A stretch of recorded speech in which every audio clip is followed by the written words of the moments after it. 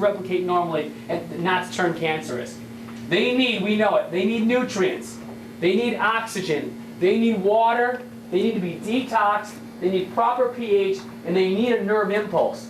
Your cells have to have a nerve impulse in order for them to survive and replicate normally. Your cells have to have these 6 requirements. If it's missing any of those, it begins to form an abnormal cell. So what are symptoms?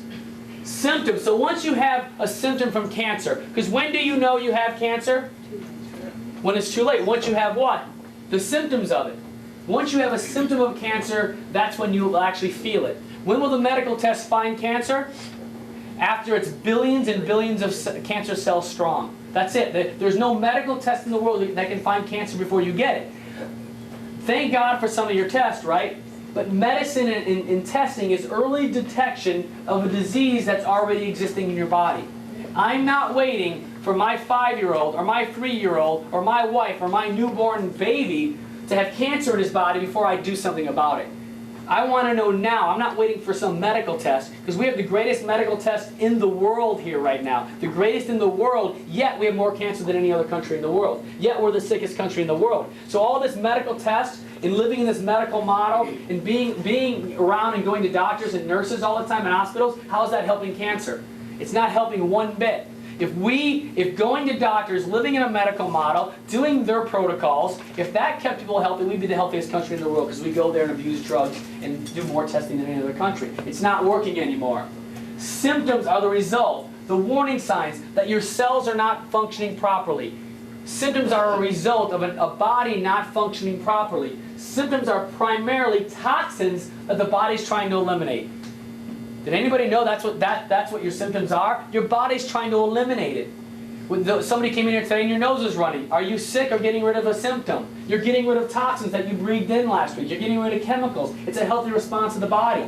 Every symptom you have, no matter what it is, whether it's cancer, whether you had a heart attack, whatever it is, it's because the toxins are coming forth out of the body, and it's showing itself. Symptoms are the result of the cells not functioning properly, and the body's trying to clean itself back out. So what do we do whenever we have a symptom? What do we do with it? We prevent it, we stop it, we slow it down. And what does that cause? It causes more auto-intoxication. We keep the body toxic. Every time you stop a symptom, you create more cancerous cells in danger to your body. Every time you stop your child's fever, no matter what temperature it's at, you start creating cancerous cells. Because why does the body get warm? To kill what? To kill abnormal cells, to kill viruses, to kill bacteria. The body produces interleukin-1 when it gets hot enough, and it kills cancer cells. It kills cancer cells. So do we want fevers? We want fevers. The body fights and kills everything because of fevers. At 103 or 104, nothing can hardly survive. Viruses and bacteria can't survive. They're weaker cells than your normal cells. You need to get that out of your body. You can't stop fevers. Unless your child falls on the ground and hits his head and gets 106, that's different. We don't stop a symptom.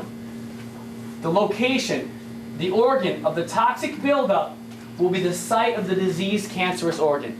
So wherever those toxins begin to build up in your body, that's where you'll get the cancer. That's where you get cancer. There can be toxic buildups in your body. There can be cancer in your body. There will be no symptoms at all, because symptoms are the last thing to surface. That's why you won't know you have cancer until it's too late. The toxins build up, begin to get toward the surface, then you know it. It's too late. You're billions and billions in. You're probably 500 billion cancer cells strong before you'd actually feel it. And a medical test won't find it until you're probably 400 billion. It's not that it's too late. It's too late in one way because you shouldn't have gotten there in the first place. Wouldn't you agree? You can be symptom-free and have cancer, yes or no? Sure. Yes. 95% of cancer patients didn't feel it before they had cancer. It's like 95%. How many percent of people know they're going to have a heart attack? Do you know? 0. Nobody knows they're going to have a heart attack until they have it. If you did, they would have an ambulance waiting in front of their house, right? If you knew you were going to have a heart attack, if you knew, oh, I knew it was coming, no, you didn't, because you would have called an ambulance a month before that and had them waiting outside for you, or you wouldn't have sat in the hospital or done something about it. Not one of you in this room know you have any disease in the world till it's too late, and you can't live that way anymore. And if that's the way you want to live, you'll end up in the statistic. You will end up saying, it's not going to be me, it has to be you. If you live in this medical model waiting, it will be you. Once the symptoms have disappeared through medical treatments, the organ or another organ is still toxic. Still toxic. Because if I just get rid of your symptom, what was the last thing to surface? Your symptom. So if your symptom goes away, what's still there? The toxic buildup. Then what comes back every single time? The symptom. Every single time. Cancer is a symptom. That's all it is. Cancer is a symptom of abnormal growths.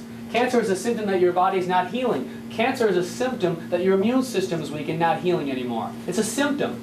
And what do you do when you go to the doctors when you have cancer? You treat what? The symptoms. And what comes back in most people? The symptoms, the cancer, every single time. Rarely does a patient ever make it throughout their lifetime without cancer 2 or 3 times. Why? Because it'll always come back. Because you never got to the, unless you change the cause of it. Unless you actually change the cause of why you're actually getting that. Cellular medicine.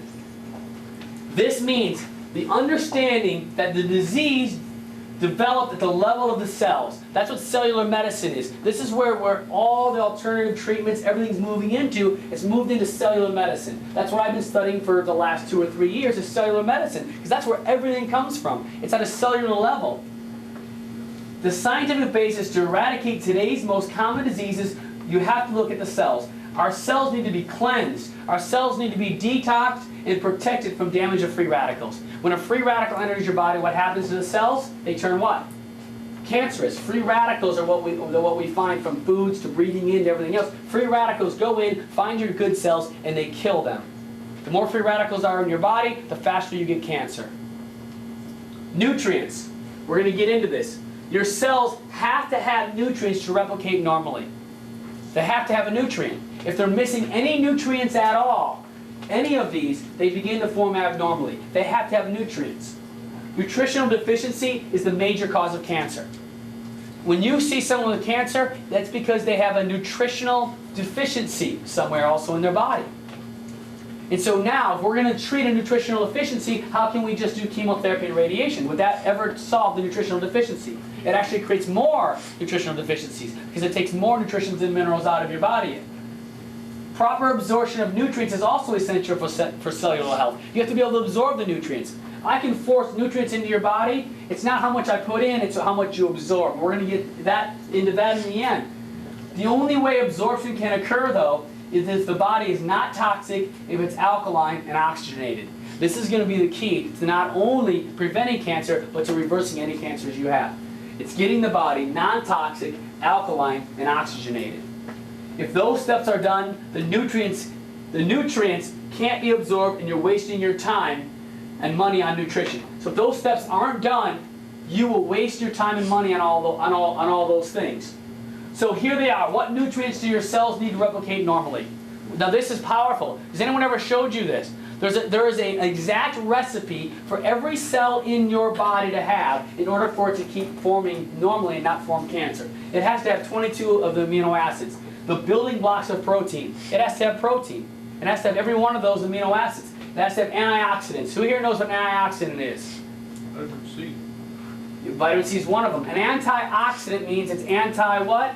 Anti-oxidizing. It stops oxidation. When free radicals get into your body, what does it do? It oxidizes the cells.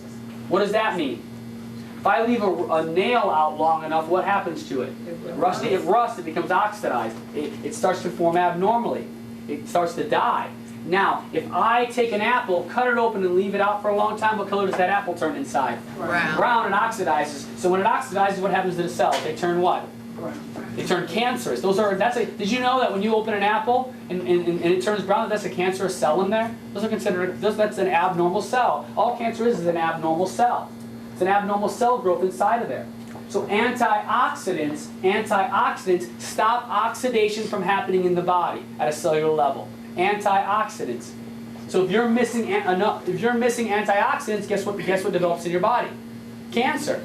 Immediately, if you're missing any amount of this, if you don't have the right amount of antioxidants in your body daily, you start forming cancer immediately. Fatty acids. Those of you that are taking your fish oils, your cod livers, your flaxes, all those things, your body has to have fatty acids for hormone synthesis, membrane support, brain development, and detoxification. You have to have fatty acids. Have to. A lot of people want to know, well, what's the number one cause of breast cancer is what? Hormone sensitive. Breast cancer is hormone sensitive. And why? Because the hormones are getting screwed up. Number one is because you have no fatty acid consumption in your body and you can't regulate those hormones right even. Live enzymes. This is huge. And this is one of the things I've studied even in the last 3 days. I really started getting into research on the enzymes. And most people don't know, and I didn't even know that.